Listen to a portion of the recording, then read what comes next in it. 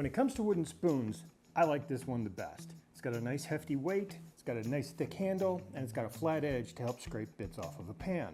But as you can see, it's gone white, it's been mistreated, so we need to rejuvenate this thing. In today's exciting short, I'm going to take you through all those steps. It's so damaged, I'm taking a palm sander to it, starting with 60 grit, then 120 grit, and finishing with 220. Off camera, I gave it a good cleaning and let it sit in the hot Texas sun to make sure it's bone dry. After that, grab your mineral oil. I like Howard's stuff myself. Douse it in the oil and wrap it in cling film.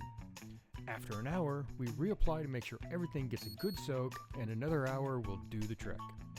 Wipe it down, let it dry overnight.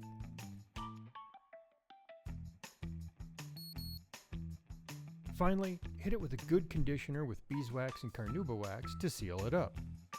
And that's how you recondition a spoon.